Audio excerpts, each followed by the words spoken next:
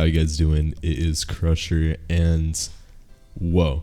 Okay, so the last update shook up everything. A lot of people hate it. Some people like it. They might be in the minority. I'm not sure. But they added the new Kier Sieger weapon. They added a bunch of other stuff. The new ping compensation, which we are going to talk about. But the first thing we are going to talk about is ceaseless slashes. So they actually buffed, well, in my opinion, they buffed. It's less of a mobility move and now an actual combat move. But what ceaseless slashes does now is, you know how when you went towards people in ceaseless slashes and it started automatically hitting them?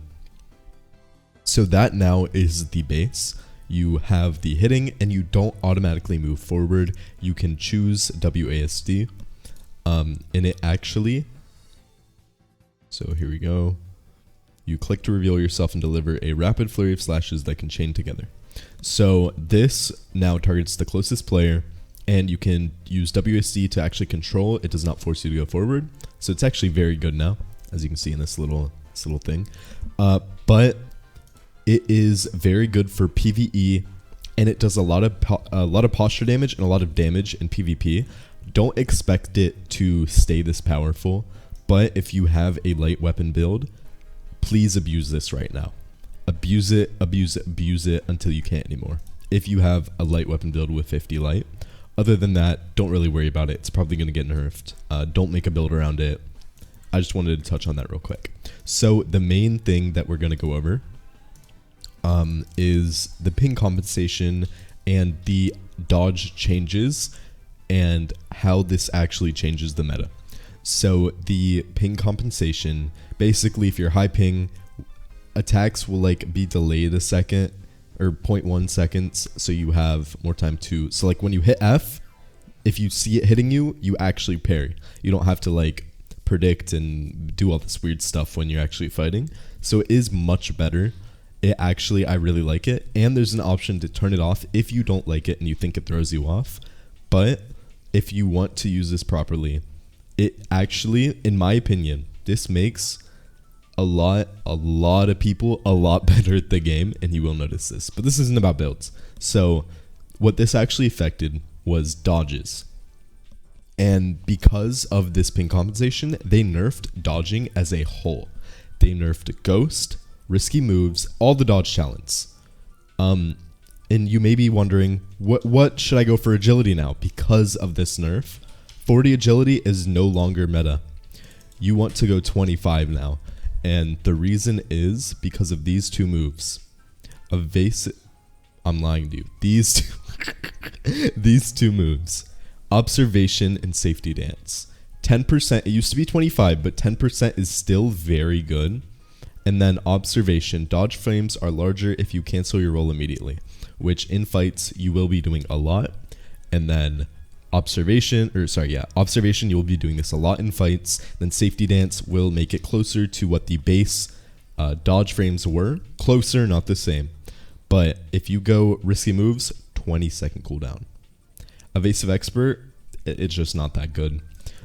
So yeah, this is meta now. So 25 agility because you need speed in it. But yeah, 25 agility is the meta now, so do not worry about going 40, 65, any of that. You just need 25 on pretty much every build, and you should be good to go.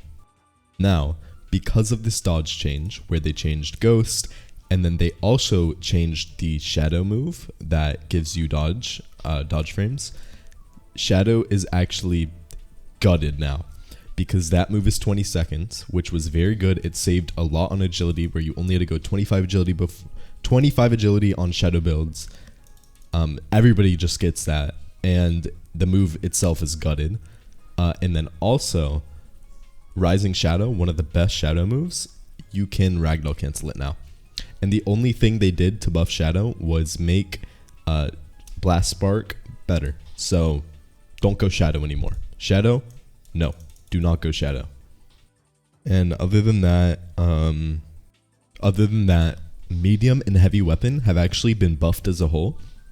So we will see more players moving to this, and LFT has been nerfed.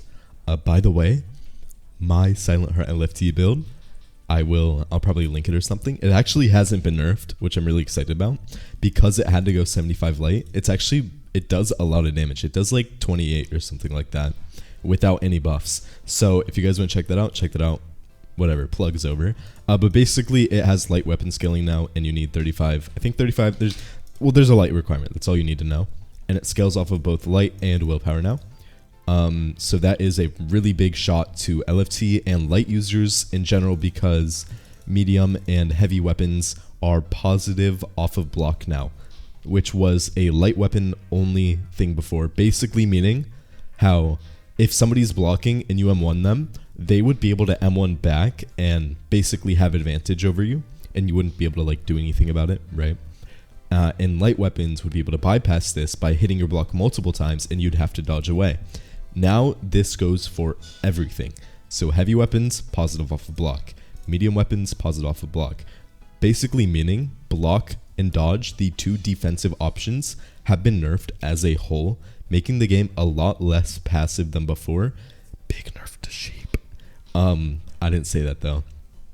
But basically meaning medium, heavy, they're all on a closer playing field than they were before. Also, don't use Just Create anymore, as N-lag and it's slower. And I know some of you wanted a build for the new weapon. This is just a quick little build for the new weapon. It's not meant to be perfect, but here you go. This is a Vision Shaper build.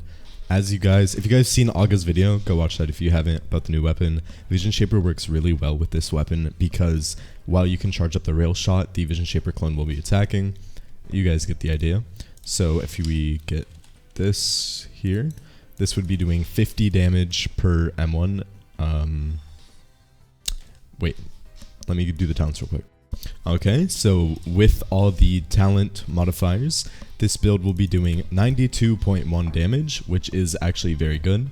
And then let's say you get a 3-star damage, you will be doing almost 100 damage per M1.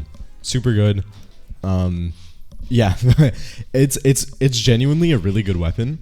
And with stats just like this is just a normal attunementless heavy build with collapsed lung, where you can abuse that auto block break that weapon does have, and then you can abuse onslaught. You can abuse, let's see, punishment's good, but you could probably strong left, level 5 strong left, level 5 sky shatter. You could exhaustion strike on it. Obviously you get servants. You guys can choose your talents, but your mantras. But onslaught is super good. It's like Fireblade if it had hyper armor, if you really want to think about it like that. And then it knocks them down. Super good. Honestly, this build, I would use this. It's not like a perfectly min-max build, but this is made for damage and not made for the posture and dodge meta that was in meta before. Now you want to focus more on dealing damage and having more offensive options. Overwhelming opponents is actually much better now, playing these aggressive play styles. So let me do another quick little build to show you guys. By the way, if you guys do want this build, subscribe and join my Discord, and I will be posting these there. Okay, and here's what I would do if I was making a medium build. I would go True Seraph Spear with Azure Flames, because you're going to be hitting people a lot more, so we want to maximize our damage. And then Azure Flames gets that true tick damage with Dawnwalker, which is another set of true damage. So this is just really good damage all around. You do high damage to players without high resistances, and you do true damage to players with high resistances. You see we go 6 to 4 for proficiency, so we do extra damage, and with that extra pen scaling, it will make this a lot better. We can probably hit up to 50% pen. So we have 40 strength for Showstopper, 50 fortitude. Yeah, you guys get the drill. 50 willpower, this is Azure Flames and Underdog, and then 80 flame and 98 medium weapon. So if we go to our talents, everything looks normal, except there is one thing I do need to touch on. It is, hold on, Return to the Dark Age. So Return to the Dark Ages, your mantra damage is cut by 20%, but your incoming mantra damage is cut by 20% too. This is actually a this is a vital talent on flame builds, as it does not affect burn ticks at all. And burn ticks are the majority of your damage, especially against high resistance players. You need burn ticks. You need you need this extra resistance, and it does not matter that you're cutting 20% from your mantra damage because the burn ticks will do the majority of your damage. So this is actually a very good talent, gets you a lot of health and gets you a lot of resistances. And then here we could drop vitality for 6 proficiency if you wanted to go heavily off that underdog and you wanted to build into your physical resistances instead of your health on your kit. So if we go to our weapon, 75 damage, really good, really solid. If you guys look, True Seraph Spear, 20% and 8 pen. We have 50 pen on this build. Obviously, we're hitting that max. Super good, doing a lot of damage, doing a lot of ticks. And for our enchant, you can go a couple of things. Blazing is really good. Honestly, just go Blazing. Blazing is just broken right now. It's true damage. It doesn't matter how many resistances they stack, they're gonna get touched. But yeah, this is probably the build I'd go for medium. And then for light, a lot of the builds still work because light hasn't been changed that much. Just remake the build with 25 agility is the main point that I wanted to really go over. If you guys want this build, join my Discord, subscribe. If you guys like the video, like and subscribe. Leave a comment below if you think I missed anything, and I will see you guys next time. Peace.